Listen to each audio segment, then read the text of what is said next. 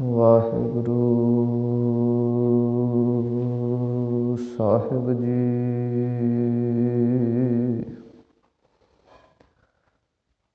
ਇੱਕ ਓੰਕਾਰ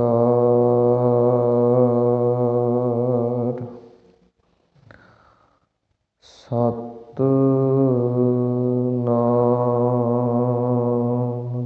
ਕਰਤਾ ਪੁਰਖ ਨਿਰਭਉ ਨਿਰਵੈਰ ਅਕਾਲ ਮੂਰਤ ਅਜੂਨੀ ਸੈਭੰ ਗੁਰ ਪ੍ਰਸਾਦ ਜਪੁ। ਆਦਿ ਸੱਚ ਜੁਗਾਦ ਸੱਚ ਹੈ ਭੀ ਸੱਚ ਨਾਨਕ ਹੋਸੀ ਭੀ ਸੱਚ। ਪ੍ਰਭ ਦਾਤੋ ਦਾਤਾਰ ਪਰਿਓ ਜਾਚਕ ਇਕ ਸਰਣਾ। ਮਿਲੈ ਦਾਨ ਸੰਤ ਰੇਣ ਜਿਹ ਲਗ ਭਉ ਜਲ ਤਰਨਾ। ਬਿਨਤ ਕਰੋ ਅਰਦਾਸ ਸੁਣਹੁ ਜੇ ਠਾਕੁਰ ਭਾਵੈ। ਦੇਹੋ ਦਰਸ ਮਨ ਚਾਉ ਭਗਤ ਇਹੋ ਮਨ ਠਹਿਰਾਵੈ। ਬਲਿਓ ਚਰਾਗ ਅੰਧਿਆਰ ਮਹਿ ਸਭ ਕਲ ਉਦਰੀ ਇਕ ਨਾਮ ਧਰਮ।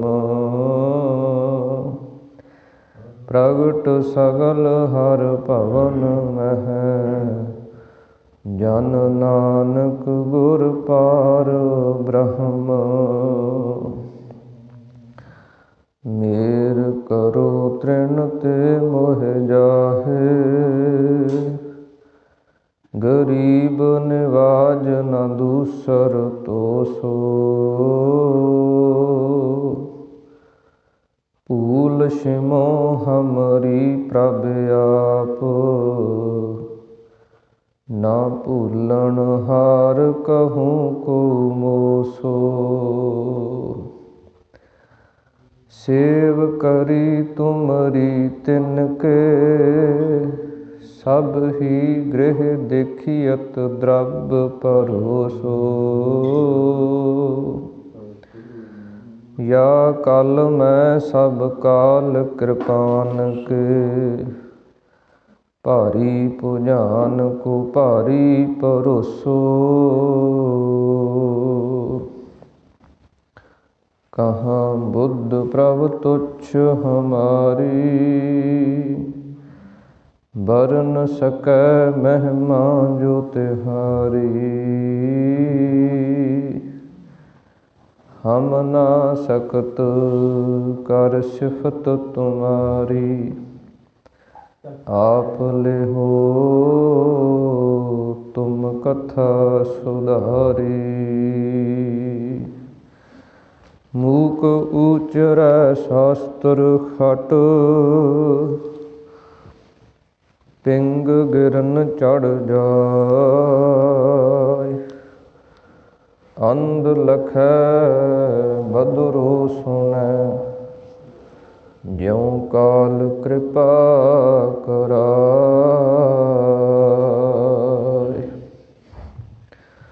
ਸੱਜਣ ਸੱਚਾ ਪਾਤਸ਼ਾਹ ਸਿਰ ਸਾਹਾਂਦੈ ਸਾਹੁ। ਜਿਸ ਪਾਸ ਬੈਠਿਆ ਸੋਹੀਐ ਸਭਨਾ ਦਾ ਵਿਸਾਹੋ। ਜਿਸ ਪਾਸ ਬੈਠਿਆ ਸੋਹੀਐ ਸਭਨਾ ਦਾ ਵਿਸਾਹੋ। ਵਾਹਿਗੁਰੂ ਸਾਹਿਬ ਜੀ ਸੋਰਠ ਮਹੱਲਾ ਪੰਜਵਾ। ਆਪਣਾ ਗੁਰੂ ਧਿਆਏ ਮਿਲ ਕੁਸਲ ਸੇਤੀ ਘਰ ਆਏ। ਆਪਣਾ ਗੁਰੂ ਧਿਆਏ ਮਿਲ ਕੁਸਲ ਸੇਤੀ ਘਰ ਆਏ। ਨਾਮੈ ਕੀ ਵਡਿਆਈ ਤਿਸ ਕੀਮਤ ਕਹਿਣ ਨ ਜਾਈ। ਸੰਤੋ ਹਰ ਹਰ ਹਰ ਆਰਾਧੋ ਹਰਿ ਆਰਾਧ ਸਭੋ ਕਿਛ ਪਾਈਐ। ਕਾਰਜ ਸਗਲੇ ਸਾਧੋ ਰਹਾਉ। ਪ੍ਰੇਮ ਭਗਤ ਪ੍ਰਭ ਲਾਗੀ ਸੋ ਪਾਏ ਜਿਸ ਵੱਡ ਭਾਗੀ। ਜਨ ਨਾਨਕ ਨਾਮ ਧਿਆਇਆ ਤਿਨ ਸਰਬ ਸੁਖਾ ਫਲ ਪਾਇਆ। ਜਨ ਨਾਨਕ ਨਾਮ ਧਿਆਇਆ ਤਿਨ ਸਰਬ ਸੁਖਾ ਫਲ ਪਾਇਆ।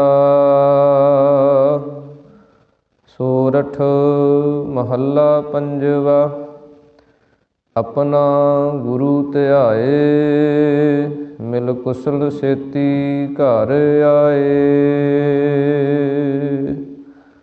ਵਾਹਿਗੁਰੂ ਜੀ ਕਾ ਖਾਲਸਾ ਵਾਹਿਗੁਰੂ ਜੀ ਕੀ ਫਤਿਹ। ਸਤਿਗੁਰਾਂ ਦੀ ਸਾਜੀ ਨਵਾਜੀ ਹੋਈ ਪਰਮ ਸਨਮਾਨ ਅਤੇ ਸਤਿਕਾਰਯੋਗ ਗੁਰੂ ਰੂਪ ਗੁਰੂ ਸਰੂਪ ਖਾਲਸਾ ਸਾਧ ਸੰਗਤ ਜੀਓ। ਅੰਤਰਜਾਮੀ ਗਰੀਬ ਨਿਵਾਜ ਅਕਾਲ ਪੁਰਖ ਪਰਮੇਸ਼ਰ ਵਾਹਿਗੁਰੂ ਜੀ ਦੀ ਅਤਿਅੰਤ ਕਿਰਪਾਲਤਾ ਰਹਿਮਤ ਬਖਸ਼ਿਸ਼ ਦਾ ਸਦਕਾ ਆਪਾਂ ਸਰਬੱਤਰ ਗੁਰਸਿੱਖ ਮਾਈ ਭਾਈ ਦਸਾਂ ਪਾਤਸ਼ਾਹੀਆਂ ਦੀ ਆਤਮਿਕ ਜੋਤ ਚਵਰ ਛਤਰ ਤਖਤ ਦੇ ਮਾਲਕ ਜੁਗੋ ਜੁਗ ਅਟਲ ਗੁਰਬਾਣੀ ਸਰੂਪ ਸਤਿਗੁਰੂ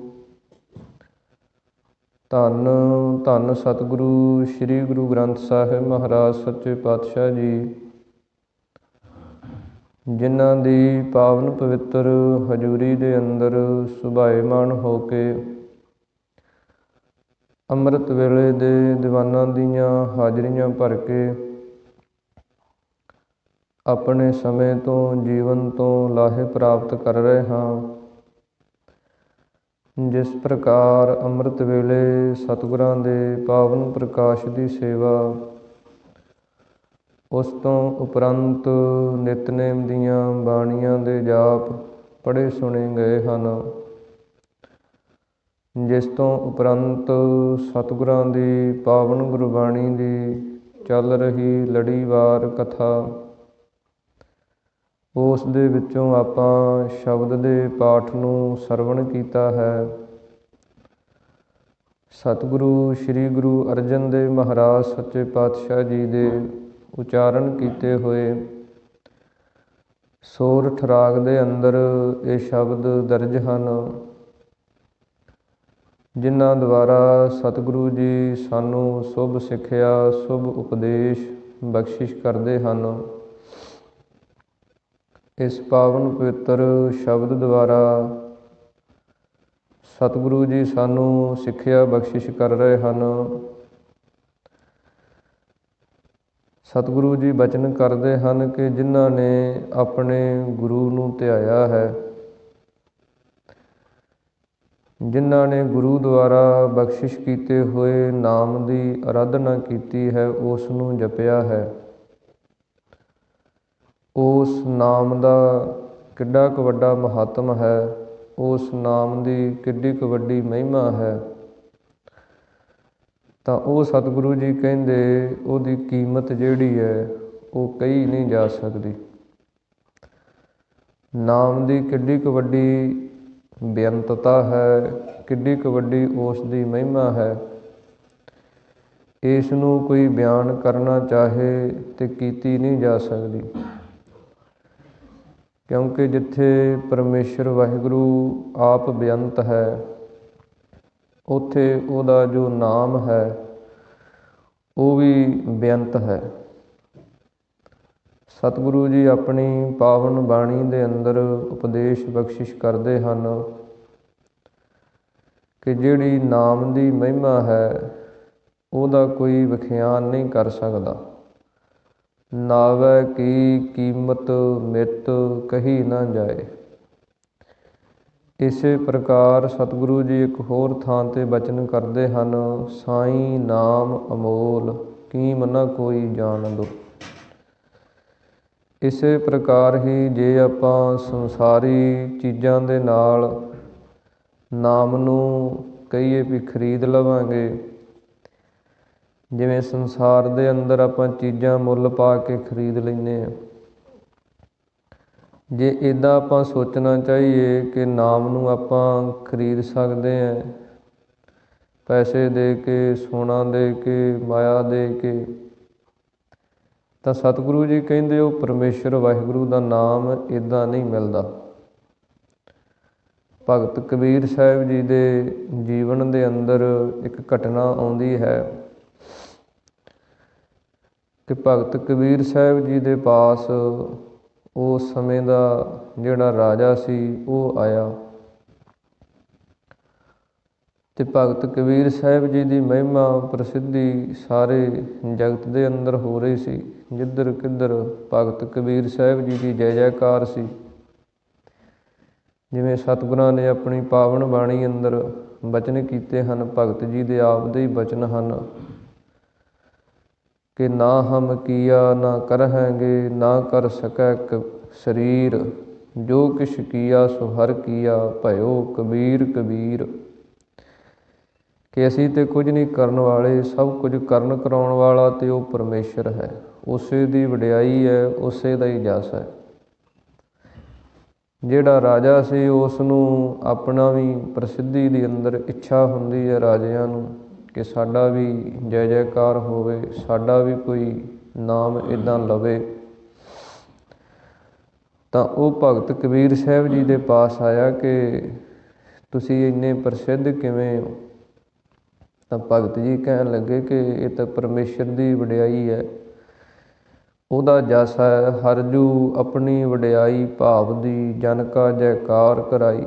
ਉਹ ਪਰਮੇਸ਼ਰ ਵਾਹਿਗੁਰੂ ਆਪਦੇ ਭਗਤਾਂ ਦੀ ਜੈ ਜੈਕਾਰ ਕਰਾ ਦਿੰਦਾ, ਇਹ ਵੀ ਉਸੇ ਦੀ ਵਡਿਆਈ ਹੈ। ਅਤੇ ਰਾਜਾ ਕਹਿਣ ਲੱਗਿਆ ਜੀ ਫਿਰ ਮੈਨੂੰ ਤੁਸੀਂ ਉਹ ਢੰਗ ਤਰੀਕਾ ਦੱਸੋ ਜਿਹਦੇ ਨਾਲ ਮੇਰੀ ਵੀ ਜੈ ਜੈਕਾਰ ਹੋਵੇ। ਤਾਂ ਭਗਤ ਜੀ ਕਹਿਣ ਲੱਗੇ ਉਹ ਤਾਂ ਪਰਮੇਸ਼ਰ ਦਾ ਨਾਮ ਹੈ, ਜਿਹੜਾ ਉਸ ਨੂੰ ਜਪ ਲਏਗਾ, ਜਿਹੜਾ ਉਸ ਨੂੰ ਪ੍ਰਾਪਤ ਕਰ ਲਏਗਾ ਅਤੇ ਉਹਦੀ ਜੈ ਜੈਕਾਰ ਹੋ ਜਾਂਦੀ ਹੈ। ਅਤੇ ਰਾਜਾ ਕਹਿਣ ਲੱਗਿਆ ਜੀ ਫਿਰ ਉਹ ਨਾਮ ਮੈਨੂੰ ਤੁਸੀਂ ਦੇ ਦਿਓ, ਉਹਦੇ ਬਦਲੇ ਤੁਸੀਂ ਮੇਰੇ ਤੋਂ ਮਾਇਆ ਲੈ ਲਓ, ਸੋਨਾ ਲੈ ਲਓ, ਧਨ ਪਦਾਰਥ ਲੈ ਲਓ, ਜੋ ਕੋਈ ਚਾਹੀਦਾ ਤੁਸੀਂ ਮੰਗੋ ਅਤੇ ਨਾਮ ਮੈਨੂੰ ਦੇ ਦਿਓ। ਤਾਂ ਭਗਤ ਕਬੀਰ ਸਾਹਿਬ ਜੀ ਨੇ ਬਚਨ ਉਚਾਰਨ ਕੀਤਾ, ਕੰਚਨ ਸਿਉ ਪਾਈਐ ਨਹੀਂ ਤੋਲ, ਮਨ ਦੇ ਰਾਮ ਲੀਆ ਹੈ ਮੋਲ। ਕਿ ਰਾਜਨ ਕੰਚਨ ਨਾਮ ਹੁੰਦਾ ਸੋਨੇ ਦਾ, ਕੰਚਨ ਸਿਉ ਪਾਈਐ ਨਹੀਂ ਤੋਲ, ਸੋਨੇ ਦੇ ਨਾਲ ਤੋਲ ਕੇ ਪਰਮੇਸ਼ਰ ਦਾ ਨਾਮ ਜਿਹੜਾ ਉਹ ਨਹੀਂ ਮਿਲਦਾ। ਇਹਦੇ ਲਈ ਤੇ ਮਨ ਦੇ ਰਾਮ ਲੀਆ ਹੈ ਮੋਲ। ਆਪਣਾ ਮਨ ਜਿਹੜਾ ਉਹਨੂੰ ਗੁਰੂ ਪਰਮੇਸ਼ਰ ਅੱਗੇ ਅਰਪਣ ਕਰ ਦੇ, ਫਿਰ ਇਹ ਨਾਮ ਦੀ ਦਾਤ ਜਿਹੜੀ ਹੈ ਤੈਨੂੰ ਪ੍ਰਾਪਤ ਹੋਏਗੀ। ਮਨ ਨੂੰ ਅਰਪਣ ਕਰ ਦੇਣਾ। ਇਸੇ ਪ੍ਰਕਾਰ ਹੀ ਇੱਕ ਹੋਰ ਰਾਜੇ ਦੀ ਘਟਨਾ ਆਉਂਦੀ ਹੈ। ਉਹਨੇ ਆਪਣੇ ਜਿੰਨੇ ਵਿਦਵਾਨ ਸਨ ਉਹਨਾਂ ਨੂੰ ਇਹ ਉਪਦੇਸ਼ ਕੀਤਾ, ਇਹ ਹੁਕਮ ਕੀਤਾ ਕਿ ਮੈਂ ਜਿੰਨਾ ਚਿਰ ਦੇ ਸਮਾਂ ਘੋੜੇ 'ਤੇ ਚੜ੍ਹਨ 'ਤੇ ਲਾਉਣਾ, ਇੰਨੇ ਸਮੇਂ ਦੇ ਵਿੱਚ ਮੈਨੂੰ ਕੋਈ ਗਿਆਨ ਕਰਾ ਦੇ, ਉਹਨੂੰ ਮੈਂ ਅਸਲੀ ਵਿਦਵਾਨ ਮੰਨਾਂਗਾ। ਕਿ ਘੋੜੇ 'ਤੇ ਚੜ੍ਹਦਿਆਂ ਚੜ੍ਹਦਿਆਂ ਨੂੰ ਮੈਨੂੰ ਕੋਈ ਆਤਮਿਕ ਗਿਆਨ ਬਖਸ਼ਿਸ਼ ਕਰ ਦੇਵੇ।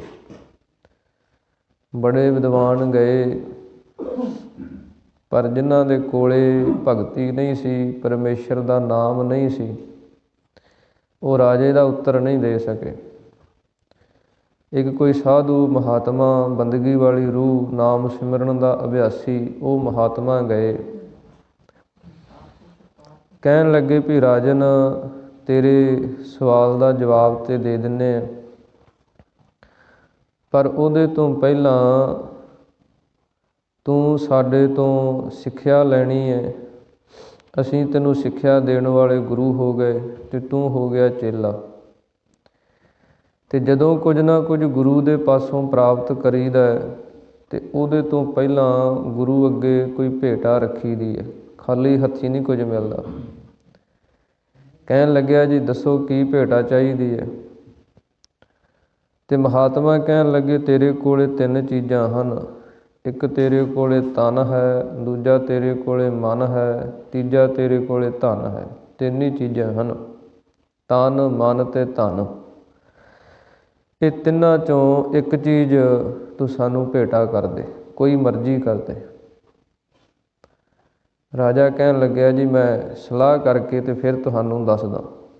ਰਾਜਾ ਗਿਆ ਆਪਣੇ ਮਹਿਲਾਂ ਦੇ ਅੰਦਰ, ਆਪਣੀਆਂ ਰਾਣੀਆਂ ਦੇ ਨਾਲ ਸਲਾਹ ਕੀਤੀ, ਮੰਤਰੀਆਂ ਦੇ ਨਾਲ ਸਲਾਹ ਕੀਤੀ। ਉਹਨਾਂ ਨੇ ਸਲਾਹ ਇਹ ਦਿੱਤੀ ਕਿ ਜੇ ਤੇ ਤੂੰ ਧਨ ਦਿੱਤਾ ਅਤੇ ਧਨ ਦੇ ਅੰਦਰ ਤੇਰਾ ਸਭ ਕੁਝ ਆ ਜਾਣਾ, ਤੇਰਾ ਰਾਜ ਭਾਗ, ਧਨ ਪਦਾਰਥ ਸਭ ਕੁਝ ਹੀ ਆ ਜਾਣਾ। ਜੇ ਇਹ ਚਲਿਆ ਗਿਆ ਅਤੇ ਰਾਜ ਕਿਹਦੇ ਸਿਰ 'ਤੇ ਕਰੇਗਾ। ਫਿਰ ਦੂਸਰੀ ਸਲਾਹ ਦਿੱਤੀ ਵੀ ਜੇ ਤੂੰ ਤਨ ਆਪਣਾ ਦੇ ਦਿੱਤਾ, ਸਰੀਰ ਆਪਣਾ ਦੇ ਦਿੱਤਾ, ਅਤੇ ਫਿਰ ਸਰੀਰ ਵੀ ਤੇਰਾ ਗਿਆ, ਸਰੀਰ ਵੀ ਉੱਧਰ ਚਲਿਆ ਜਾਏਗਾ। ਫਿਰ ਤੇ ਰਾਜ ਗੱਦੀ ਖਾਲੀ ਹੋ ਜਾਏਗੀ। ਅਤੇ ਉਹਨਾਂ ਨੇ ਸਲਾਹ ਦਿੱਤੀ ਵੀ ਮਨ ਤੇਰਾ ਜਿਹੜਾ ਨਾ, ਇਹ ਕਿਸੇ ਕੰਮ ਨਹੀਂ, ਤੂੰ ਇਹ ਦੇ ਦੇ। ਧਨ ਵੀ ਤੇਰਾ ਬਚ ਜਾਏਗਾ, ਧਨ ਵੀ ਬਚ ਜਾਏਗਾ, ਮਨ ਤੋਂ ਤੂੰ ਕੀ ਕਰਾਉਣਾ, ਮਨ ਨੂੰ ਦੇ ਦੇ। ਕਹਿਣ ਲੱਗਿਆ ਹਾਂ ਇਹ ਠੀਕ ਹੈ। ਕਹਿੰਦਾ ਮਨ ਤੋਂ ਆਪਾਂ ਕੀ ਕਰਾਉਣਾ, ਮਨ ਦੇ ਦਿੰਦੇ। ਅਗਲੇ ਦਿਨ ਸਾਧੂ ਮਹਾਤਮਾ ਦੇ ਪਾਸ ਪਹੁੰਚਿਆ, ਕਹਿਣ ਲੱਗਿਆ ਜੀ ਮਨ ਲੈ ਲਓ। ਕਹਿਣ ਲੱਗੇ ਠੀਕ ਹੈ, ਤੂੰ ਮਨ ਭੇਟਾ ਕਰ ਦਿੱਤਾ। ਕਹਿਣ ਲੱਗਿਆ ਜੀ ਹਾਂ। ਕਹਿੰਦੇ ਹੁਣ ਇਹ ਮਨ ਦੇ ਨਾਲ ਤੂੰ ਕੋਈ ਕੰਮ ਨਹੀਂ ਕਰਨਾ, ਮਨ 'ਤੇ ਤੂੰ ਭੇਟਾ ਕਰ ਦਿੱਤਾ, ਇਹ ਤਾਂ ਸਾਡਾ ਹੋ ਗਿਆ। ਕਹਿਣ ਲੱਗਿਆ ਜੀ ਠੀਕ ਹੈ। ਅਤੇ ਜਦੋਂ ਇੰਨੀ ਗੱਲ ਕਹਿ ਕੇ ਘੋੜੇ 'ਤੇ ਚੜ੍ਹਨ ਲੱਗਿਆ, ਕਹਿਣ ਲੱਗੇ ਨਹੀਂ ਚੜ੍ਹਨਾ ਨਹੀਂ। ਕਹਿਣ ਲੱਗਿਆ ਜੀ ਕਿਉਂ। ਕਹਿੰਦੇ ਤੇਰੇ ਮਨ ਨੇ ਆਖਿਆ ਘੋੜੇ 'ਤੇ ਚੜ੍ਹਨਾ, ਮਨ 'ਤੇ ਤੂੰ ਸਾਨੂੰ ਦੇ ਤਾ, ਫਿਰ ਘੋੜੇ 'ਤੇ ਕਿਉਂ ਚੜ੍ਹਨਾ। ਜਦੋਂ ਤੂੰ ਮਨ ਦੇ ਦਿੱਤਾ, ਜਦੋਂ ਇੰਨੀ ਗੱਲ ਆਖੀ ਵੀ ਮਨ ਤੂੰ ਦੇ ਦਿੱਤਾ, ਅਤੇ ਇਹ ਗੱਲ ਆਖੀ ਸੀ ਵੀ ਘੋੜੇ 'ਤੇ ਚੜ੍ਹਦਿਆਂ ਨੂੰ ਗਿਆਨ ਕਰਾਓ।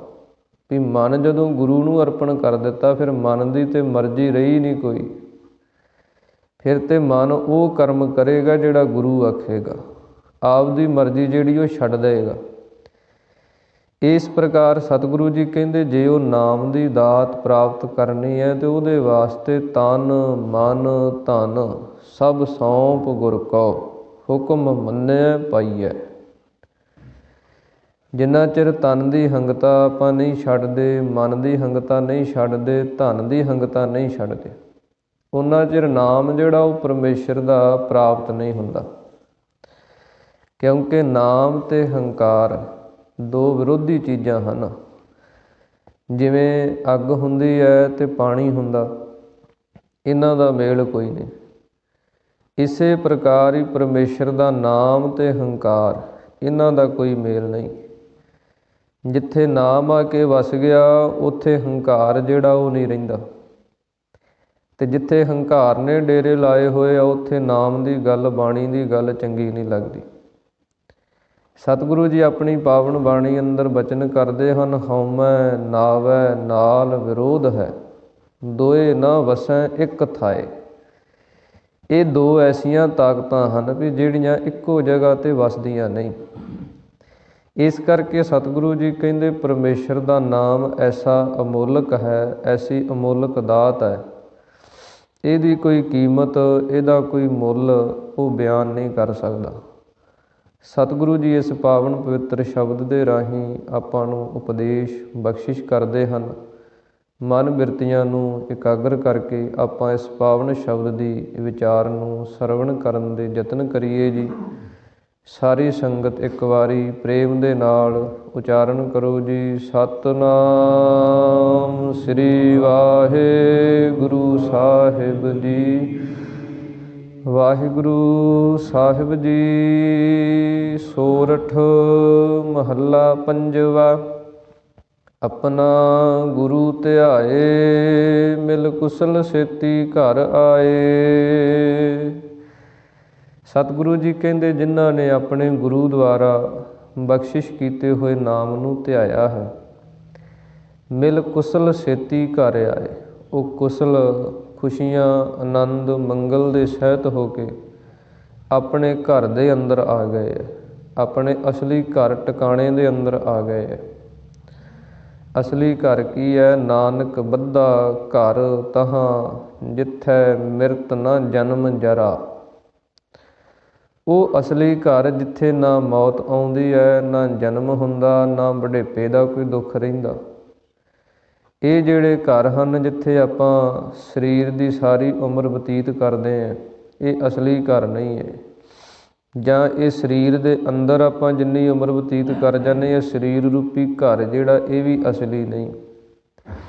ਅਸਲੀ ਘਰ ਜਿਹੜਾ ਹੈ ਉਹ ਪਰਮੇਸ਼ਰ ਵਾਹਿਗੁਰੂ ਦੀ, ਜਿੱਥੋਂ ਇਹ ਆਤਮਾ ਨਿਕਲਦੀ ਹੈ, ਆਤਮਾ ਅਤੇ ਪਰਮਾਤਮਾ, ਇਹਦੀ ਏਕਤਾ ਅਸਲੀ ਘਰ ਹੈ। ਇਸ ਕਰਕੇ ਸਤਿਗੁਰੂ ਜੀ ਕਹਿੰਦੇ ਗੁਰੂ ਦੁਆਰਾ ਬਖਸ਼ਿਸ਼ ਕੀਤੇ ਹੋਏ ਨਾਮ ਨੂੰ ਧਿਆਉਣੇ ਕਰਕੇ ਮਿਲ ਕੁਸਲ ਛੇਤੀ ਘਰ ਆਏ। ਉਹ ਖੁਸ਼ੀਆਂ ਅਤੇ ਆਨੰਦ ਦੇ ਸਹਿਤ ਆਪਣੇ ਨਿੱਜ ਘਰ ਦੇ ਅੰਦਰ, ਸਰੂਪ ਰੂਪੀ ਘਰ ਦੇ ਅੰਦਰ ਆ ਕੇ ਟਿਕ ਜਾਂਦੇ ਹਨ। ਨਾਮੈ ਕੀ ਵਡਿਆਈ, ਤਿਸ ਕੀਮਤ ਕਹਿਣ ਨਾ ਜਾਈ। ਸਤਿਗੁਰੂ ਜੀ ਕਹਿੰਦੇ ਪਰਮੇਸ਼ਰ ਦੇ ਨਾਮ ਦੀ ਐਸੀ ਵਡਿਆਈ ਹੈ ਕਿ ਤਿਸ ਕੀਮਤ ਕਹਿਣ ਨਾ ਜਾਈ। ਉਸ ਨਾਮ ਦੀ ਜਿਹੜੀ ਕੀਮਤ ਮੁੱਲ ਹੈ ਉਹ ਕਿਹਾ ਨਹੀਂ ਜਾ ਸਕਦਾ। ਉਸ ਨਾਮ ਨੂੰ ਕੋਈ ਕਿਸੇ ਵੀ ਪ੍ਰਕਾਰ ਦੇ ਨਾਲ ਖਰੀਦ ਨਹੀਂ ਸਕਦਾ। ਉਹਦੇ ਵਾਸਤੇ ਗੁਰੂ ਦੀ ਕਿਰਪਾ ਅਤੇ ਗੁਰੂ ਦੇ ਅੱਗੇ ਆਤਮ ਸਮਰਪਣ ਜਿਹੜਾ ਉਹ ਚਾਹੀਦਾ। ਇਸ ਕਰਕੇ ਸਤਿਗੁਰੂ ਜੀ ਕਹਿੰਦੇ ਪਰਮੇਸ਼ਰ ਦਾ ਨਾਮ ਜਿਹੜਾ ਉਹ ਸਭ ਤੋਂ ਉੱਤਮ ਅਤੇ ਸ਼੍ਰੋਮਣੀ ਹੈ। ਜਿਵੇਂ ਸਤਿਗੁਰੂ ਜੀ ਆਪਣੀ ਪਾਵਨ ਬਾਣੀ ਦੇ ਅੰਦਰ ਬਚਨ ਕਰਦੇ ਹਨ, ਨਾਮ ਸ਼੍ਰੋਮਣ ਜਗਤ ਮੈਂ, ਭਗਤ ਰਹੇ ਲਿਵਤਾਰ। ਕਿ ਪਰਮੇਸ਼ਰ ਦਾ ਨਾਮ ਜਿਹੜਾ ਉਹ ਸਭ ਤੋਂ ਸ਼੍ਰੋਮਣੀ ਅਤੇ ਉੱਤਮ ਹੈ, ਜਿਸ ਨੂੰ ਭਗਤਾਂ ਨੇ ਆਪਣੇ ਜੀਵਨ ਦਾ ਆਧਾਰ ਕਹੀਏ, ਆਸਰਾ ਬਣਾਇਆ ਹੈ। ਇਸ ਕਰਕੇ ਸਤਿਗੁਰੂ ਜੀ ਕਹਿੰਦੇ ਪਰਮੇਸ਼ਰ ਦੇ ਨਾਮ ਦੀ ਜਿਹੜੀ ਕੀਮਤ ਹੈ ਉਹ ਕੋਈ ਕਹਿ ਕੇ ਬਿਆਨ ਨਹੀਂ ਕਰ ਸਕਦਾ। ਸੰਤ ਹੋ ਹਰ ਹਰ ਹਰ ਆਰਾਧ ਹੋ। ਸਤਿਗੁਰੂ ਜੀ ਕਹਿੰਦੇ ਹੇ ਸੰਤ ਜਨੋ, ਮਹਾਤਮਾ ਜਨੋ, ਐਸੇ ਪਰਮੇਸ਼ਰ ਦੇ ਨਾਮ ਨੂੰ ਹਰ ਹਰ ਹਰ ਆਰਾਧ ਹੋ। ਕਿ ਮਨ ਕਰਕੇ ਵੀ ਹਰੀ ਪਰਮੇਸ਼ਰ ਦੇ ਨਾਮ ਨੂੰ ਧਿਆਓ, ਬਾਣੀ ਕਰਕੇ ਵੀ ਪਰਮੇਸ਼ਰ ਦੇ ਨਾਮ ਨੂੰ ਧਿਆਓ, ਸਰੀਰ ਕਰਕੇ ਵੀ ਪਰਮੇਸ਼ਰ ਦੇ ਨਾਮ ਨੂੰ ਧਿਆਓ। ਕਿ ਮਨ ਦੇ ਅੰਦਰ ਵੀ ਪਰਮੇਸ਼ਰ ਦਾ ਨਾਮ ਜਿਹੜਾ ਉਹਨੂੰ ਜਪਦੇ ਰਹਿਣਾ, ਰਸਨਾ ਰਾਹੀਂ ਵੀ ਜਪਦੇ ਰਹਿਣਾ। ਇਹ ਸਰੀਰ ਰਾਹੀਂ ਸਾਧ ਸੰਗਤ ਦੀ ਸੇਵਾ ਕਰਕੇ ਆਪਣੇ ਜੀਵਨ ਨੂੰ ਸਫਲ ਬਣਾਉਣਾ। ਇਸ ਕਰਕੇ ਸਤਿਗੁਰੂ ਜੀ ਕਹਿੰਦੇ ਜਿਹੜਾ ਪਰਮੇਸ਼ਰ ਦਾ ਨਾਮ ਸਭ ਦੇ ਪਾਪਾਂ ਨੂੰ ਹਰਨ ਵਾਲਾ, ਸਭ ਦੇ ਸੁੱਕੇ ਹੋਏ ਮਨਾਂ ਦੇ ਅੰਦਰ ਹਰਿਆਲੀ ਪੈਦਾ ਕਰਨ ਵਾਲਾ, ਜਿਹੜਾ ਹਰ ਇੱਕ ਜਗ੍ਹਾ 'ਤੇ ਵਿਆਪਕ ਪਰਮੇਸ਼ਰ ਸਰੂਪ ਹੈ, ਉਹਦੇ ਨਾਮ ਨੂੰ ਜਦੋਂ ਆਪਾਂ ਆਰਾਧਦੇ ਹਾਂ, ਜਪਦੇ ਹਾਂ, ਹਰ ਆਰਾਧ ਸਭੋ ਕਿਛ ਪਾਈਐ, ਕਾਰਜ ਸਗਲੇ ਸਾਧ ਹੋ। ਸਤਿਗੁਰੂ ਜੀ ਕਹਿੰਦੇ ਹਰੀ ਪਰਮੇਸ਼ਰ ਦੇ ਨਾਮ ਨੂੰ ਧਿਆਉਣੇ ਕਰਕੇ ਸਭੋ ਕਿਛ ਪਾਈਐ। ਸਾਰੀਆਂ ਹੀ ਜਿਹੜੀਆਂ ਵਸਤੂਆਂ ਹਨ, ਸਭ ਪਦਾਰਥ ਜਿਹੜੇ ਉਹਨਾਂ ਨੂੰ ਪਾ ਲਈਦਾ।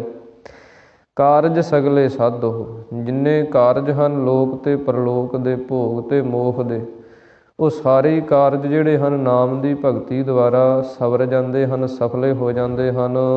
ਰਹਾਉ ਪ੍ਰੇਮ ਭਗਤ ਪ੍ਰਭ ਲਾਗੀ, ਸੋ ਪਾਏ ਜਿਸ ਵੱਡ ਭਾਗੀ।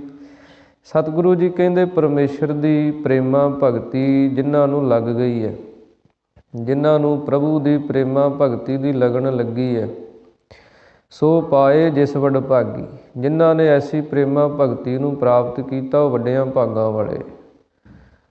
ਭਗਤੀ ਜਿਹੜੀ ਹੈ ਉਹ ਧਾਰਮਿਕ ਗ੍ਰੰਥਾਂ ਦੇ ਅੰਦਰ 9 ਪ੍ਰਕਾਰ ਦੀ ਮੰਨੀ ਹੈ। ਸ਼ਰਵਣ ਸਿਮਰਨ ਔ ਕੀਰਤਨ ਪਾਦ ਸੇਵ ਅਰਚਾਨ।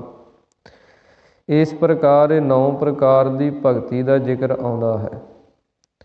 ਪਰ ਸਭ ਤੋਂ ਉੱਤਮ ਜਿਹੜੀ ਸ਼੍ਰੋਮਣੀ ਭਗਤੀ ਹੈ ਕਲਯੁਗ ਦੇ ਸਮੇਂ ਦੇ ਅੰਦਰ, ਉਹ ਹੈ ਪ੍ਰੇਮਾ ਭਗਤੀ। ਕਿ ਜਿਨ੍ਹਾਂ ਨੇ ਪਰਮੇਸ਼ਰ ਦੇ ਨਾਲ, ਗੁਰੂ ਦੇ ਨਾਲ, ਨਾਮ ਦੇ ਨਾਲ ਪ੍ਰੇਮ ਪਾ ਲਿਆ, ਇਹ ਸਭ ਤੋਂ ਉੱਤਮ ਭਗਤੀ ਕਲਯੁਗ ਦੇ ਸਮੇਂ ਅੰਦਰ ਮੰਨੀ ਹੈ। ਇਸ ਕਰਕੇ ਸਤਿਗੁਰੂ ਜੀ ਕਹਿੰਦੇ ਪ੍ਰੇਮਾ ਭਗਤੀ ਦੇ ਵਿੱਚ ਜਿਨ੍ਹਾਂ ਦਾ ਮਨ ਲੱਗਿਆ ਹੈ, ਜਿਵੇਂ ਸਤਿਗੁਰਾਂ ਦੇ ਆਪਾਂ ਬਚਨ ਪੜ੍ਹਦੇ ਹਾਂ, ਧੰਨ ਸ਼੍ਰੀ ਗੁਰੂ ਗੋਬਿੰਦ ਸਿੰਘ ਮਹਾਰਾਜ ਜੀ ਦੇ, ਕਿ ਸਾਚ ਕਹੋ ਸੁਨ ਲੇਹੋ ਸਭੈ, ਜਿਨ ਪ੍ਰੇਮ ਕੀਓ ਤਿਨ ਹੀ ਪ੍ਰਭ ਪਾਏ। ਕਿ ਪ੍ਰੇਮ ਜਿਨ੍ਹਾਂ ਨੇ ਉਹ ਪਰਮੇਸ਼ਰ ਦੇ ਨਾਲ ਕੀਤਾ ਹੈ, ਉਹਨਾਂ ਨੇ ਉਹਨੂੰ ਪ੍ਰਾਪਤ ਕਰ ਲਿਆ, ਕਿਉਂਕਿ ਪ੍ਰੇਮ ਇੱਕ ਐਸੀ ਸ਼ਕਤੀ ਹੈ। ਇਸ ਕਰਕੇ ਸਤਿਗੁਰੂ ਜੀ ਕਹਿੰਦੇ ਇਹ ਪ੍ਰੇਮ ਪੈਦਾ ਕਿੱਥੋਂ ਹੁੰਦਾ? ਇਹ ਸਾਡੇ ਅੰਦਰ ਪਰਮੇਸ਼ਰ ਦੇ ਪ੍ਰਤੀ ਪ੍ਰੇਮ ਲੱਗੇ, ਉਹਦਾ ਸਾਧਨ ਕੀ ਹੈ? ਤਾਂ ਸਤਿਗੁਰਾਂ ਦੀ ਪਾਵਨ ਬਾਣੀ ਬਚਨ ਕਰਦੀ ਹੈ, ਸਾਧ ਸੰਗਤ ਬਿਨ ਭਾਉ ਨਹੀਂ ਊਪਜੈ, ਭਾਵ ਬਿਨ ਭਗਤ ਨਾ ਹੋਏ ਤੇਰੀ। ਕਿ ਸਾਧ ਸੰਗਤ ਕੀਤੇ ਤੋਂ ਬਿਨਾਂ ਪਰਮੇਸ਼ਰ ਦੇ ਪ੍ਰਤੀ ਸਾਡੇ ਮਨ ਦੇ ਅੰਦਰ ਪ੍ਰੇਮ ਨਹੀਂ ਪੈਦਾ ਹੁੰਦਾ। ਪ੍ਰੇਮ ਤੋਂ ਬਿਨਾਂ ਜਿਹੜੀ ਭਗਤੀ ਆ ਉਹ ਪਰਮੇਸ਼ਰ ਦੀ ਹੋ ਨਹੀਂ ਸਕਦੀ।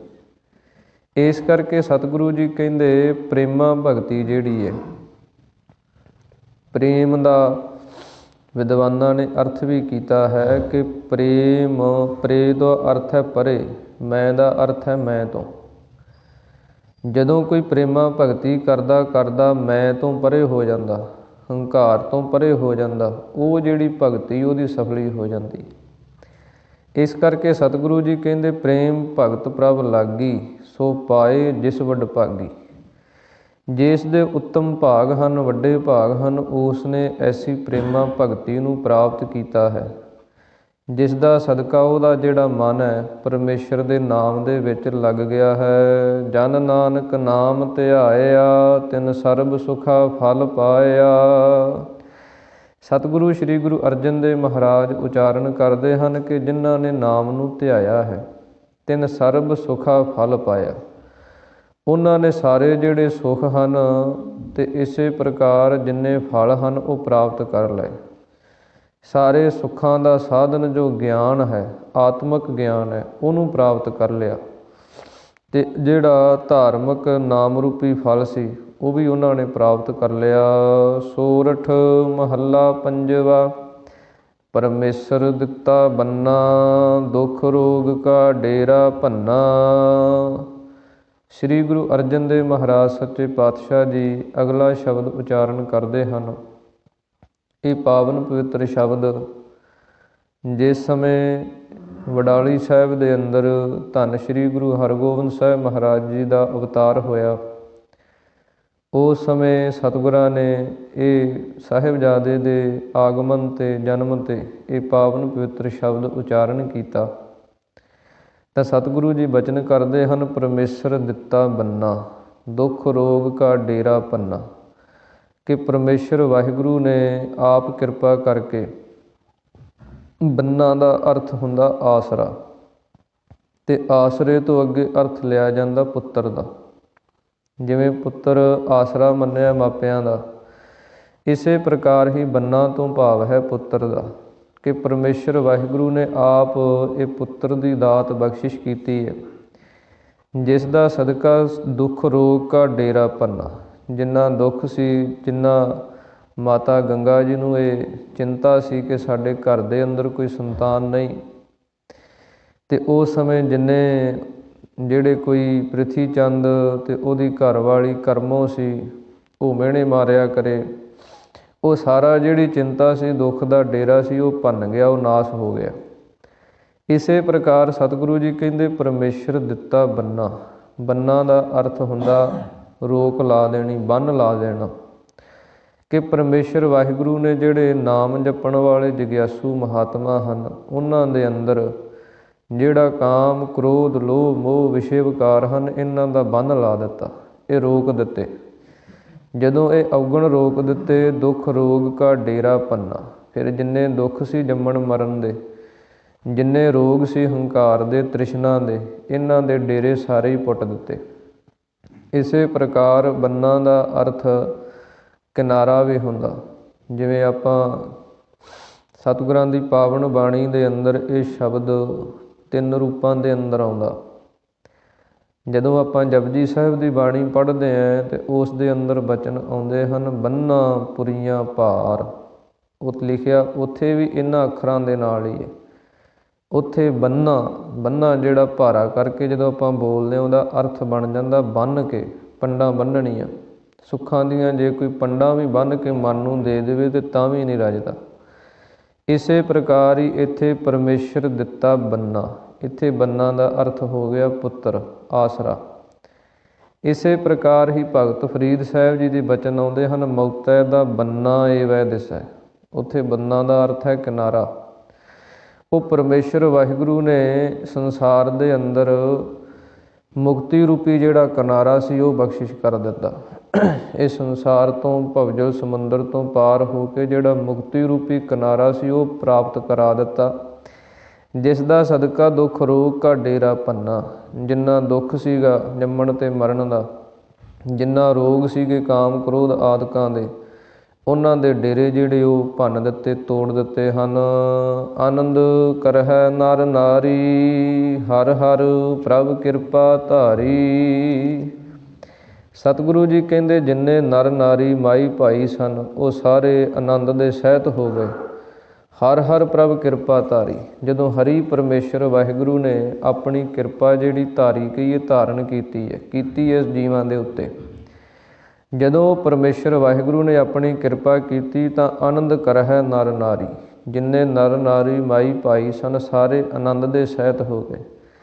ਇਸੇ ਪ੍ਰਕਾਰ ਹੀ ਜਦੋਂ ਜਗਿਆਸੂਆਂ ਦੇ ਉੱਤੇ ਪਰਮੇਸ਼ਰ ਦੀ ਕਿਰਪਾ ਹੁੰਦੀ ਹੈ ਤੇ ਉਹਨਾਂ ਦੇ ਜਿਹੜੇ ਨਰ ਨਾਰੀ ਤੋਂ ਭਾਵ ਜਿਹੜਾ ਮਨ ਰੂਪੀ ਨਰ ਹੈ ਤੇ ਇੰਦਰੀਆਂ ਰੂਪੀ ਜਿਹੜੀਆਂ ਨਾਰੀਆਂ ਹਨ, ਸਾਡੀਆਂ ਗਿਆਨ ਇੰਦਰੀਆਂ, ਕਰਮ ਇੰਦਰੀਆਂ ਤੇ ਮਨ, ਇਹ ਸਾਰੇ ਆਨੰਦ ਦੇ ਸਹਿਤ ਹੋ ਗਏ।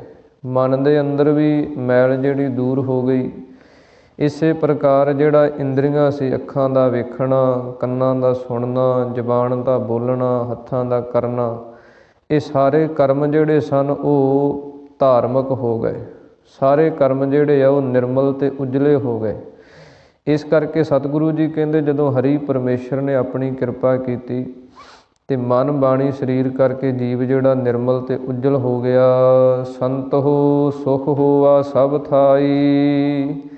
ਸਤਿਗੁਰੂ ਜੀ ਉਚਾਰਨ ਕਰਦੇ ਹਨ, ਹੇ ਸੰਤ ਜਨੋ, ਮਹਾਤਮਾ ਜਨੋ, ਸੁਖ ਹੋਆ ਸਭ ਥਾਈ। ਸਭ ਥਾਵਾਂ 'ਤੇ ਹੀ ਸੁਖ ਜਿਹੜਾ ਉਹ ਹੋ ਗਿਆ। ਲੋਕ ਤੇ ਪਰਲੋਕ ਦੇ ਅੰਦਰ ਸਾਨੂੰ ਸੁਖ ਜਿਹੜਾ ਉਹ ਪ੍ਰਾਪਤ ਕਰਾ ਦਿੱਤਾ ਗੁਰੂ ਨੇ। ਪਾਰ ਬ੍ਰਹਮ ਪੂਰਨ ਪਰਮੇਸ਼ਰ, ਰਬ ਰਹਿਆ ਸਭਨੀ ਜਾਈ। ਸਤਿਗੁਰੂ ਜੀ ਕਹਿੰਦੇ ਪਾਰ ਬ੍ਰਹਮ ਜੋ ਪਾਪਾਂ ਪੁੰਨਾਂ ਤੋਂ ਪਰੇ ਬ੍ਰਹਮ ਵਿਆਪਕ ਸਰੂਪ ਪਰਮੇਸ਼ਰ ਹੈ, ਜਿਹੜਾ ਸਭ ਥਾਵਾਂ 'ਤੇ ਪਰਿਪੂਰਨ ਹੈ। ਰਬ ਰਹਿਆ ਸਭਨੀ ਜਾਈ। ਜਿੰਨੀਆਂ ਥਾਵਾਂ ਹਨ ਸਭ ਦੇ ਅੰਦਰ ਹੀ ਉਹ ਪਰਮੇਸ਼ਰ ਵਾਹਿਗੁਰੂ ਮਿਲਿਆ ਹੋਇਆ। ਜਿੱਥੈ ਜਾਈਐ ਜਗਤ ਮੈਂ ਤਿੱਥੈ ਹਰਿ ਸਾਈਂ। ਉਸ ਪਰਮੇਸ਼ਰ ਤੋਂ ਬਿਨਾਂ ਕੋਈ ਵੀ ਐਸਾ ਸਥਾਨ ਨਹੀਂ ਜਿਹੜਾ ਨਾ ਹੋਵੇ। ਸਭ ਥਾਵਾਂ 'ਤੇ ਹੀ ਉਹ ਪਰਮੇਸ਼ਰ ਵਾਹਿਗੁਰੂ ਮਿਲਿਆ ਹੋਇਆ। ਸਭੈ ਘਟ ਰਾਮ ਬੋਲੈ, ਰਾਮਾ ਬੋਲੈ, ਰਾਮ ਬਿਨਾ ਕੋ ਬੋਲੈ ਰੇ। ਇਸੇ ਪ੍ਰਕਾਰ ਸਤਿਗੁਰਾਂ ਦੇ ਬਚਨ ਆਉਂਦੇ ਹਨ, ਜਹ ਜਹ ਪੇਖੋ ਤਹਿ ਹਜੂਰ, ਦੂਰ ਕਤਹੁ ਨਾ ਜਾਈ। ਰਬ ਰਹਿਆ ਸਰਬੱਤਰ ਮੈਂ ਮਨ ਸਦਾ ਧਿਆਈ। ਜਦੋਂ ਮਨ ਕਰਕੇ ਆਪਾਂ ਧਿਆਉਣੇ ਆ ਪਰਮੇਸ਼ਰ ਦੇ ਨਾਮ ਨੂੰ ਤੇ ਫਿਰ ਸਭ ਦੇ ਅੰਦਰ ਹੀ ਉਹ ਦਿਸਦਾ। ਇਸ ਕਰਕੇ ਸਤਿਗੁਰੂ ਜੀ ਬਚਨ ਕਰਦੇ ਹਨ ਕਿ ਉਹ ਪਰਮੇਸ਼ਰ ਵਾਹਿਗੁਰੂ ਜਿਹੜਾ ਸਭ ਥਾਵਾਂ 'ਤੇ ਮਿਲਿਆ ਹੋਇਆ ਪਰਿਪੂਰਨ ਜਿਹੜਾ ਉਹ ਦਿਸ ਆਉਂਦਾ ਹੈ। ਰਹਾਉ ਧੁਰ ਕੀ ਬਾਣੀ ਆਈ, ਤਿਨ ਸਗਲੀ ਚਿੰਤ ਮਿਟਾਈ। ਸਤਿਗੁਰੂ ਜੀ ਕਹਿੰਦੇ ਇਹ ਪਰਮੇਸ਼ਰ ਵਾਹਿਗੁਰੂ ਦੀ ਜਿਹੜੀ ਧੁਰ ਕੀ ਬਾਣੀ ਆਈ ਤੋਂ ਭਾਵ ਇਹ ਸੰਸਾਰ ਦੇ ਅੰਦਰ ਸ੍ਰੀ ਗੁਰੂ ਨਾਨਕ ਦੇਵ ਮਹਾਰਾਜ ਜੀ ਨੇ ਪ੍ਰਗਟ ਕੀਤੀ ਹੈ। ਸਤਿਗੁਰੂ ਸ੍ਰੀ ਗੁਰੂ ਨਾਨਕ ਦੇਵ ਮਹਾਰਾਜ ਜੀ ਨੇ ਇਸ ਪਾਵਨ ਬਾਣੀ ਨੂੰ ਆਪਣੇ ਮੁਖ ਤੋਂ ਉਚਾਰਨ ਕੀਤਾ। ਇਹ ਧੁਰ ਕੀ ਬਾਣੀ ਹੈ, ਅਕਾਲੀ ਬਾਣੀ, ਦਰਗਾਹੀ ਬਾਣੀ ਹੈ, ਜਿਸ ਦੇ ਸਦਕਾ ਜਿਸ ਨੇ ਸਾਰੀਆਂ ਚਿੰਤਾ ਅਤੇ ਫਿਕਰ ਜਿਹੜੇ ਉਹ ਮੇਟ ਦਿੱਤੇ। ਇਹ ਐਸੀ ਬਾਣੀ ਸਤਿਗੁਰਾਂ ਨੇ ਸਾਨੂੰ ਬਖਸ਼ਿਸ਼ ਕੀਤੀ ਹੈ ਜੋ ਕੇਵਲ ਅਤੇ ਕੇਵਲ ਪਰਮੇਸ਼ਰ ਦੇ ਨਾਲ ਜੋੜਦੀ ਹੈ। ਅਕਾਲ ਪੁਰਖ ਪਰਮੇਸ਼ਰ ਵਾਹਿਗੁਰੂ ਦਾ ਜਸ ਹੈ, ਉਸ ਦੀਆਂ ਵਡਿਆਈਆਂ ਹਨ। ਇਸ ਕਰਕੇ ਸਤਿਗੁਰੂ ਦੀ ਪਾਵਨ ਬਾਣੀ ਦੇ ਬਚਨ ਹਨ, ਵਾਹੋ ਵਾਹੋ ਬਾਣੀ ਨਿਰੰਕਾਰ ਹੈ, ਤਿਸ ਜੇਵੜ ਅਵਰ ਨਾ ਕੋਇ। ਗੁਰਬਾਣੀ ਜਿਹੜੀ ਉਹ ਨਿਰੰਕਾਰ ਦਾ ਸਰੂਪ ਹੈ। ਇਸ ਕਰਕੇ ਸਤਿਗੁਰੂ ਜੀ ਕਹਿੰਦੇ ਇਹ ਧੁਰ ਕੀ ਬਾਣੀ ਹੈ, ਅਕਾਲੀ ਬਾਣੀ ਹੈ। ਜਿਹੜਾ ਇਸ ਪਾਵਨ ਬਾਣੀ ਦੇ ਲੜ ਲੱਗਦਾ ਹੈ ਉਹ ਪਰਮੇਸ਼ਰ ਵਾਹਿਗੁਰੂ ਦਾ ਹੀ ਰੂਪ ਬਣ ਜਾਂਦਾ, ਕਿਉਂਕਿ ਬਾਣੀ ਉਸ ਦੀ ਹੈ। ਇਸੇ ਪ੍ਰਕਾਰ ਸ੍ਰੀ ਗੁਰੂ ਗੋਬਿੰਦ ਸਿੰਘ ਮਹਾਰਾਜ ਜੀ ਨੇ ਆਪਣੇ ਜੀਵਨ ਕਾਲ ਦੇ ਅੰਦਰ ਸਿੱਖਾਂ ਨੂੰ ਉਪਦੇਸ਼ ਬਖਸ਼ਿਸ਼ ਕਰਨ ਵਾਸਤੇ ਇੱਕ ਕੌਤਕ ਕੀਤਾ। ਅਨੰਦਪੁਰ ਸਾਹਿਬ ਦੀ ਧਰਤੀ 'ਤੇ ਕੋਈ ਸਿੱਖ ਸਤਿਗੁਰਾਂ ਦੇ ਪਾਸ ਪਹੁੰਚਿਆ। ਉਹ ਰਿਸ਼ੀ ਸੀ, ਮਹਾਤਮਾ, ਬੰਦਗੀ ਕਰਨ ਵਾਲਾ, ਅਤੇ ਸਿੱਖ ਦੇ ਰੂਪ ਦੇ ਅੰਦਰ ਪਹੁੰਚਿਆ। ਉਹਨੇ ਸਤਿਗੁਰਾਂ ਨੂੰ ਤੀਰ ਭੇਟਾ ਕੀਤੇ। 5 ਤੀਰ ਸਤਿਗੁਰਾਂ ਨੂੰ ਭੇਟਾ ਕਰਕੇ ਅਤੇ ਆਪ ਚਲਿਆ ਗਿਆ। ਅਤੇ ਸਤਿਗੁਰਾਂ ਨੇ ਉਹ ਤੀਰ ਜਿਹੜੇ ਸਨ 5 ਤੀਰ ਸਿੱਖ ਸੰਗਤਾਂ ਦੇ ਕੋਲੇ ਸੱਦ ਕੇ ਅਤੇ ਸਤਿਗੁਰਾਂ ਨੇ ਆਕਾਸ਼ ਵੱਲ ਨੂੰ ਚਲਾਉਣੇ ਸ਼ੁਰੂ ਕੀਤੇ। ਜਦੋਂ 5 ਤੀਰ ਸਤਿਗੁਰਾਂ ਨੇ ਚਲਾ ਦਿੱਤੇ ਅਤੇ ਸਿੱਖਾਂ ਨੂੰ ਹੁਕਮ ਕੀਤਾ ਵੀ ਜਿਹੜੇ ਤੀਰ ਚਲਾਏ ਹੈ ਉਹ ਲੱਭ ਕੇ ਲੈ ਕੇ ਆਓ ਵੀ ਕਿੱਥੇ ਕਿੱਥੇ ਡਿੱਗੇ ਹੈ। ਸਿੱਖ ਸੰਗਤਾਂ ਜਿਹੜੀਆਂ ਸਨ ਉਹ ਤੀਰ ਲੱਭਣ ਲੱਗ ਪਈਆਂ, ਪਰ ਤੀਰ ਜਿਹੜੇ ਕਿਸੇ ਨੂੰ ਨਾ ਮਿਲਣ, ਲੱਭੇ ਨਹੀਂ ਕਿਸੇ ਨੂੰ। ਜਦੋਂ ਵਾਪਸ ਆਏ ਅਤੇ ਕਹਿਣ ਲੱਗੇ ਮਹਾਰਾਜ ਤੀਰ ਤੇ ਕਿਤੋਂ ਵੀ ਪ੍ਰਾਪਤ ਨਹੀਂ ਹੋਏ, ਥੱਲੇ ਹੀ ਨਹੀਂ ਆਏ। ਮਹਾਰਾਜ ਕਹਿਣ ਲੱਗੇ ਆਕਾਸ਼ ਦੇ ਅੰਦਰ ਕਿੱਡੀ ਚੀਜ਼ ਸਿੱਟੀਏ ਹੇਠਾਂ ਆ ਜਾਂਦੀ ਹੈ, ਫਿਰ ਆਕਾਸ਼ ਦੇ ਅੰਦਰ ਕਿਸ ਨੇ ਰੋਕ ਲਏ। ਕਹਿਣ ਲੱਗੇ ਮਹਾਰਾਜ ਇਹ ਤਾਂ ਆਪ ਜੀ ਜਾਣਦੇ ਹੋ, ਤੁਸੀਂ ਕਿਰਪਾ ਕਰੋ। ਤਾਂ ਉਸ ਸਮੇਂ ਸਤਿਗੁਰਾਂ ਨੇ ਸਿੱਖਿਆ ਬਖਸ਼ਿਸ਼ ਕੀਤੀ ਕਿ ਉਹ ਜਿਹੜੇ ਤੀਰ ਸਨ ਉਹਨਾਂ ਤੀਰਾਂ ਦੇ ਨਾਲ ਖੰਭ ਲੱਗੇ ਹੋਏ ਸਨ। ਤੀਰਾਂ ਦੇ ਨਾਲ ਖੰਭ ਲੱਗੇ ਹੁੰਦੇ। ਉਹ ਜਿਹੜੇ ਖੰਭ ਸਨ ਉਹ ਹਿਮਾਯੂ ਪੰਛੀ ਦੇ ਸਨ। ਇੱਕ ਐਸਾ ਪੰਛੀ ਹੈ ਜਿਹੜਾ ਆਕਾਸ਼ ਦੇ ਅੰਦਰ ਹੀ ਵਿਚਰਦਾ, ਧਰਤੀ 'ਤੇ ਨਹੀਂ ਆਉਂਦਾ। ਉਸ ਨੂੰ ਅਨਲ ਪੰਛੀ ਵੀ ਕਹਿੰਦੇ ਆ।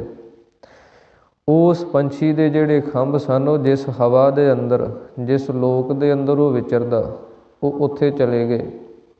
ਇਸ ਕਰਕੇ ਹੁਣ ਉਹ ਹੇਠਾਂ ਨਹੀਂ ਆ ਸਕਦੇ। ਅਤੇ ਸਤਿਗੁਰਾਂ ਨੂੰ ਸਿੱਖਾਂ ਨੇ ਬੇਨਤੀ ਕੀਤੀ ਮਹਾਰਾਜ ਇਹਦੇ ਪਿੱਛੇ ਉਪਦੇਸ਼ ਕੀ ਹੈ।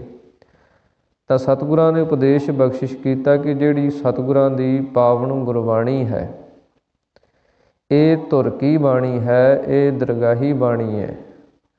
ਇਸ ਪਾਵਨ ਬਾਣੀ ਦੇ ਜਿਹੜੇ ਸ਼ਬਦ ਹਨ ਉਹ ਤੀਰਾਂ ਦੀ ਨਿਆਈ ਹਨ। ਇਹਨਾਂ ਪਾਵਨ ਬਾਣੀ ਦੇ ਸ਼ਬਦਾਂ ਦੇ ਨਾਲ ਜਿਨ੍ਹਾਂ ਦੇ ਮਨ ਲੱਗ ਜਾਂਦੇ, ਜਿਵੇਂ ਤੀਰਾਂ ਦੇ ਨਾਲ ਖੰਭ ਲੱਗ ਗਏ ਅਤੇ ਉਹ ਉਸ ਲੋਕ ਦੇ ਅੰਦਰ ਚਲੇ ਗਏ, ਇਸੇ ਪ੍ਰਕਾਰ ਹੀ ਜਿਨ੍ਹਾਂ ਦਾ ਮਨ ਇਸ ਪਾਵਨ ਬਾਣੀ ਦੇ ਸ਼ਬਦਾਂ ਦੇ ਨਾਲ ਲੱਗ ਗਿਆ, ਜਿਨ੍ਹਾਂ ਨੇ ਮਨ ਕਰਕੇ ਪਾਵਨ ਗੁਰਬਾਣੀ ਨੂੰ ਆਪਣੇ ਜੀਵਨ ਦੇ ਅੰਦਰ ਧਾਰਨ ਕਰ ਲਿਆ, ਉਹ ਸਤਿਗੁਰੂ ਜੀ ਕਹਿੰਦੇ ਫਿਰ ਉਹ ਅਕਾਲ ਪੁਰਖ ਪਰਮੇਸ਼ਰ ਵਾਹਿਗੁਰੂ ਦੇ ਵਿੱਚ ਹੀ ਸਮਾ ਜਾਂਦੇ। ਇਹ ਪਾਵਨ ਬਾਣੀ ਉੱਥੇ ਹੀ ਲੈ ਜਾਂਦੀ ਹੈ। ਇਸ ਕਰਕੇ ਸਤਿਗੁਰੂ ਜੀ ਕਹਿੰਦੇ ਧੁਰ ਕੀ ਬਾਣੀ ਆਈ, ਤਿਨ ਸਗਲੀ ਚਿੰਤ ਮਿਟਾਈ। ਇਹ ਸਤਿਗੁਰੂ ਸ੍ਰੀ ਗੁਰੂ ਨਾਨਕ ਦੇਵ ਮਹਾਰਾਜ ਜੀ ਨੇ ਧੁਰ ਕੀ ਬਾਣੀ, ਅਕਾਲੀ ਬਾਣੀ ਜਿਹੜੀ ਉਹ ਸੰਸਾਰ ਦੇ ਅੰਦਰ ਉਚਾਰਨ ਕੀਤੀ। ਜੈਸੀ ਮੈਂ ਆਵੈ ਖਸਮ ਕੀ ਬਾਣੀ, ਤੈਸੜਾ ਕਰੀ ਗਿਆਨ ਵੇ ਲਾਲੋ। ਹਉ ਅਪ ਹੋ ਬੋਲ ਨਾ ਜਾਣਦਾ, ਮੈਂ ਕਹਿਆ ਸਭ ਹੁਕਮਾਓ ਜੀਓ। ਸਤਿਗੁਰੂ ਜੀ ਕਹਿੰਦੇ ਪਰਮੇਸ਼ਰ ਵਾਹਿਗੁਰੂ ਦੀ ਦਰਗਾਹੀ ਬਾਣੀ ਹੈ। ਇਹਦੇ ਦੁਆਰਾ ਜਿਨ ਸਗਲੀ ਚਿੰਤ ਮਿਟਾਈ, ਜਿੰਨੀਆਂ ਚਿੰਤਾਵਾਂ ਸਨ, ਫਿਕਰ ਸਨ, ਉਹ ਸਾਰੇ ਮਿਟ ਗਏ। ਜਦੋਂ ਆਪਣਾ ਮਨ ਦੁਖੀ ਹੋ ਜਾਂਦਾ, ਉਦਾਸ ਹੋ ਜਾਂਦਾ, ਅਤੇ ਜੇ ਸਤਿਗੁਰਾਂ ਦੀ ਪਾਵਨ ਬਾਣੀ ਆਪਾਂ ਪੜ੍ਹਨ ਲੱਗ ਜਾਈਏ, ਪਾਵਨ ਬਾਣੀ ਨੂੰ ਵਿਚਾਰਨ ਲੱਗ ਜਾਈਏ, ਪਾਵਨ ਬਾਣੀ ਦੇ ਉਪਦੇਸ਼ਾਂ ਨੂੰ ਕਮਾਉਣ ਲੱਗ ਜਾਈਏ, ਅਤੇ ਸਾਰੀਆਂ ਚਿੰਤਾਵਾਂ ਫਿਕਰ ਜਿਹੜੇ ਉਹ ਮਿਟ ਜਾਂਦੇ। ਇਸ ਕਰਕੇ ਸਤਿਗੁਰੂ ਜੀ ਕਹਿੰਦੇ ਇਹ ਧੁਰ ਕੀ ਬਾਣੀ ਜਿਹੜੀ ਹੈ, ਇਹਦੇ ਦੁਆਰਾ ਜਿੰਨੇ ਸਾਡੇ ਚਿੰਤਾਵਾਂ ਹਨ, ਦੁੱਖ ਹਨ, ਉਹ ਮੇਟ ਦਿੱਤੇ ਹਨ।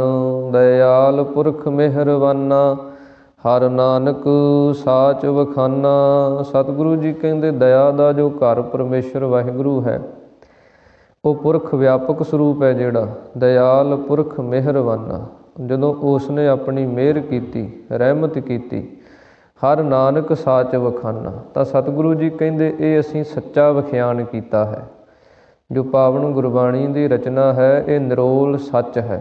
ਇਸ ਦੇ ਅੰਦਰ ਕੋਈ ਕਿਸੇ ਪ੍ਰਕਾਰ ਦਾ ਵੀ ਕੋਈ ਰੱਤੀ ਮਾਤਰ ਵੀ ਜਿਹੜਾ ਝੂਠ ਉਹ ਨਹੀਂ ਹੈ। ਸਤਿਗੁਰਾਂ ਦੀ ਪਾਵਨ ਗੁਰਬਾਣੀ ਤਿੰਨੇ ਕਾਲਾਂ ਦੇ ਅੰਦਰ ਸੱਚ ਸਰੂਪ ਹੈ।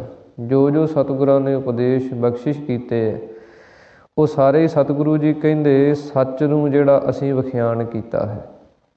ਇਸ ਕਰਕੇ ਸਤਿਗੁਰੂ ਸ਼੍ਰੀ ਗੁਰੂ ਅਰਜਨ ਦੇਵ ਮਹਾਰਾਜ ਜੀ ਬਚਨ ਕਰਦੇ ਹਨ, ਹਰ ਨਾਨਕ ਸਾਚ ਵਖਾਨਾ।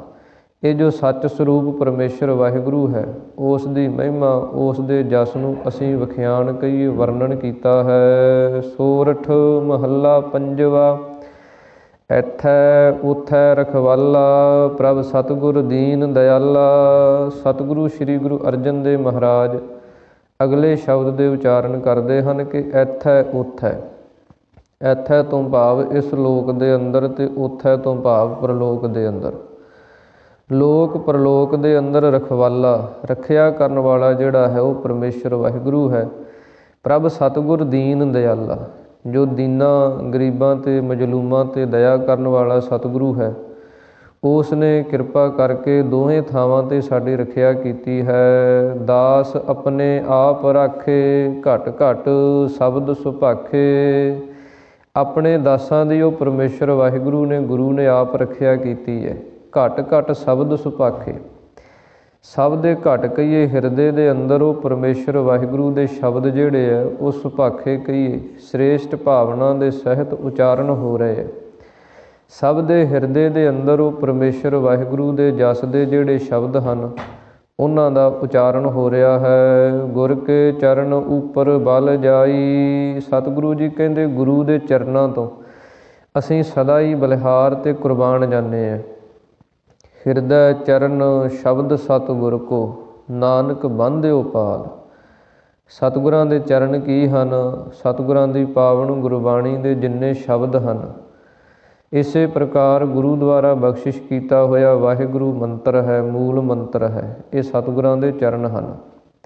ਜਿਨ੍ਹਾਂ ਦੇ ਹਿਰਦੇ ਦੇ ਅੰਦਰ ਇਹ ਵਾਹਿਗੁਰੂ ਮੰਤਰ, ਮੂਲ ਮੰਤਰ, ਗੁਰਬਾਣੀ ਦਾ ਕੋਈ ਸ਼ਬਦ ਵਸ ਜਾਂਦਾ, ਉਹ ਗੁਰੂ ਦੇ ਚਰਨ ਵਸਨੇ ਹਨ। ਇਸ ਕਰਕੇ ਸਤਿਗੁਰੂ ਜੀ ਕਹਿੰਦੇ ਹਨ ਕਿ ਜਿਨ੍ਹਾਂ ਦੇ ਅੰਦਰ ਪਰਮੇਸ਼ਰ ਵਾਹਿਗੁਰੂ ਦੇ ਚਰਨ ਵਸ ਗਏ ਹੈ, ਉਹਨਾਂ ਤੋਂ ਅਸੀਂ ਬਲਿਹਾਰ ਕੁਰਬਾਨ ਜਾਂਦੇ ਹਾਂ। ਦਿਨ ਸਰੈਣ ਸਾਸ ਸਾਸ ਸਮਾਲੀ, ਪੂਰਨ ਸਭਨੀ ਥਾਈ।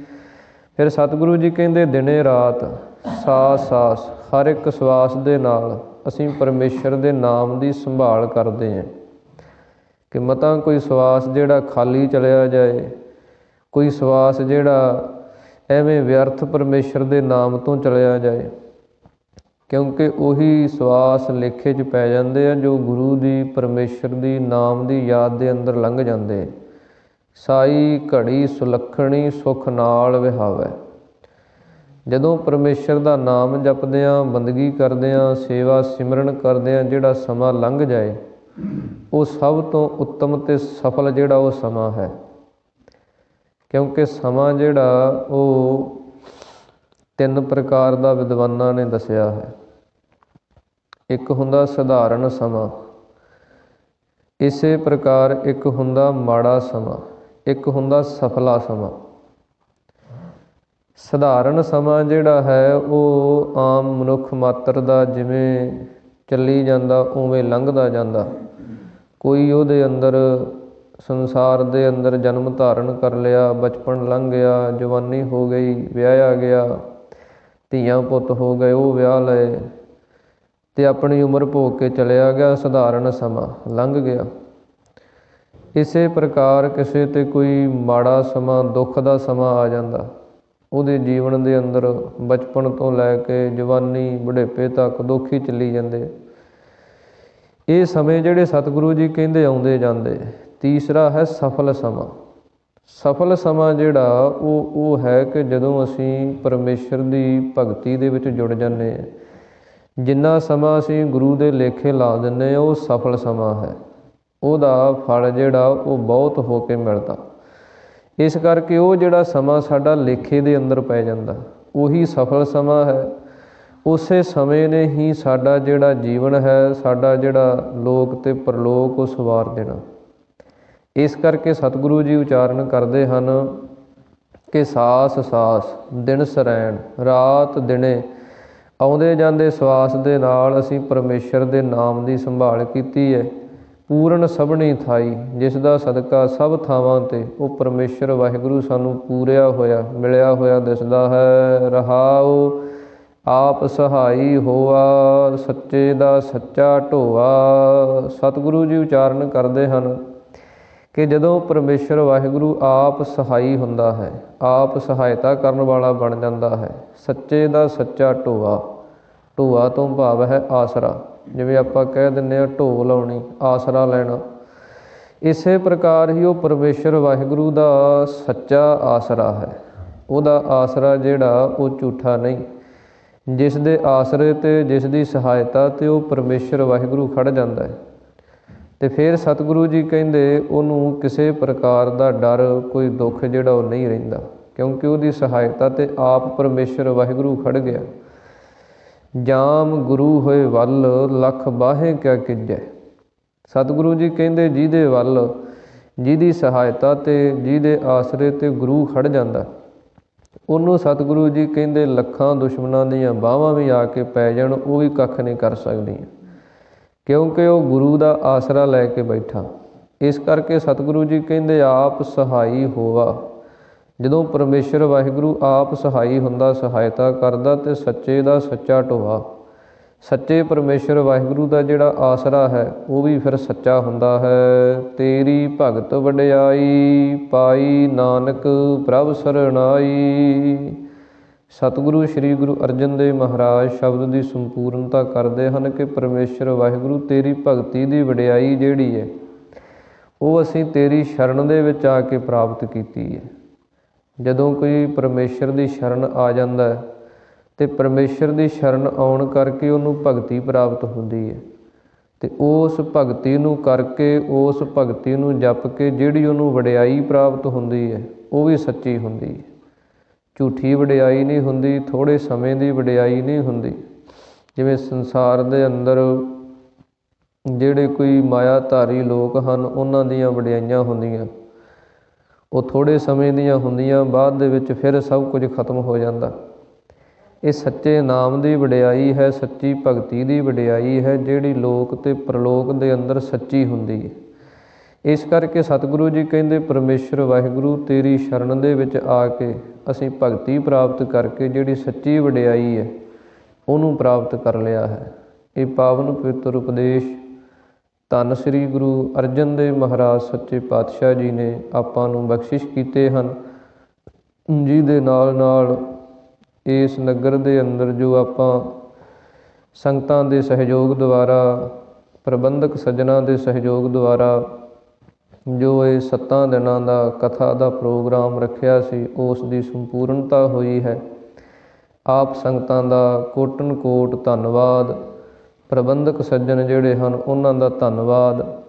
ਇਸੇ ਪ੍ਰਕਾਰ ਗੁਰੂ ਘਰ ਦੇ ਅੰਦਰ ਸੇਵਾ ਕਰਨ ਵਾਲੇ ਗ੍ਰੰਥੀ ਸਿੰਘ ਸਾਹਿਬਾਨ ਜੀ ਉਹਨਾਂ ਦਾ ਧੰਨਵਾਦ। ਆਪ ਸਾਰੀਆਂ ਸੰਗਤਾਂ ਦਾ ਧੰਨਵਾਦ, ਕੋਟਨ ਕੋਟ ਧੰਨਵਾਦ। ਸਾਹਿਬ ਸਤਿਗੁਰੂ ਸ੍ਰੀ ਗੁਰੂ ਗ੍ਰੰਥ ਸਾਹਿਬ ਮਹਾਰਾਜ ਜੀ ਦਾ ਇਹ ਸਾਰੀ ਕਿਰਪਾ ਸਤਿਗੁਰਾਂ ਨੇ ਆਪ ਕੀਤੀ ਹੈ, ਜਿਸ ਦੁਆਰਾ ਆਪਾਂ ਰਲ ਮਿਲ ਕੇ ਗੁਰੂ ਕੇ ਪਾਵਨ ਪਵਿੱਤਰ ਸ਼ਬਦਾਂ ਨੂੰ ਵਿਚਾਰਿਆ ਹੈ। ਜਿੱਥੇ ਆਪਾਂ ਇਹਨਾਂ ਨੂੰ ਪੜ੍ਹਿਆ ਸੁਣਿਆ ਹੈ ਉੱਥੇ ਆਪਣੇ ਜੀਵਨ ਦੇ ਅੰਦਰ ਧਾਰਨ ਕਰੀਏ, ਗੁਰੂ ਵਾਲੇ ਬਣੀਏ, ਅੰਮ੍ਰਿਤ ਧਾਰੀ ਹੋ ਕੇ ਗੁਰੂ ਕੀ ਸਿੱਖੀ ਨੂੰ ਧਾਰਨ ਕਰਕੇ ਆਪਣਾ ਲੋਕ ਅਤੇ ਪਰਲੋਕ ਜਿਹੜਾ ਸਫਲ ਬਣਾਈਏ। ਇੰਨੀਆਂ ਕੁ ਬੇਨਤੀਆਂ ਆਪ ਸੰਗਤ ਨੇ ਪ੍ਰਵਾਨ ਕਰਨੀਆਂ ਜੀ। ਹੋਈਆਂ ਬੇਅੰਤ ਭੁੱਲਾਂ ਗੁਰੂ ਅਤੇ ਗੁਰੂ ਕੀ ਸੰਗਤ ਬਖਸ਼ਣਯੋਗ ਹੈ। ਸ਼ਬਦ ਗੁਰੂ ਕਾ ਜਾਣ ਕੇ, ਸਿੱਖਿਆ ਗੁਰੂ ਕੀ ਜਾਣ ਕੇ ਆਪਾਂ ਸਾਰੇ ਹਿਰਦੇ 'ਚ ਵਸਾਈਏ, ਜਿਸ ਕਰਕੇ ਆਪਾਂ ਲੋਕ ਅਤੇ ਪ੍ਰਲੋਕ ਦੇ ਅੰਦਰ ਸੁਹੇਲੇ ਅਤੇ ਸੁਖੀ ਹੋ ਸਕੀਏ। ਹੁਣ ਅਖੀਰਲੀਆਂ ਪੰਕਤੀਆਂ ਪੜ੍ਹ ਕੇ ਸਮਾਪਤੀ ਕਰੀਏ ਜੀ। ਉਸ ਤੋਂ ਉਪਰੰਤ ਆਪਾਂ ਅਰਦਾਸ ਦੇ ਵਿੱਚ ਸ਼ਾਮਲ ਹੋਈਏ ਜੀ। ਆਪ ਸਹਾਈ ਹੋਆ, ਸੱਚੇ ਦਾ ਸੱਚਾ ਢੋਆ, ਤੇਰੀ ਭਗਤ ਵਡਿਆਈ, ਪਾਈ ਨਾਨਕ ਪ੍ਰਭ ਸਰਣਾਈ। ਵਾਹਿਗੁਰੂ ਜੀ ਕਾ ਖਾਲਸਾ, ਵਾਹਿਗੁਰੂ ਜੀ ਕੀ ਫਤਿਹ। ਹੇ ਗੋਬਿੰਦ, ਹੇ ਗੋਪਾਲ, ਹੇ ਦਇਆਲ ਲਾਲ, ਪ੍ਰਾਣਨਾਥ ਅਨਾਥ ਸਖੇ, ਦੀਨ ਦਰਦ ਨਿਵਾਰ। ਹੇ ਸਮਰੱਥ ਅਗਮ ਪੂਰਨ, ਮੋਹਿ ਮਇਆ ਧਾਰ। ਅੰਧਕੂਪ ਮਹਾ ਭਿਆਨ, ਨਾਨਕ ਪਾਰ ਉਤਾਰ।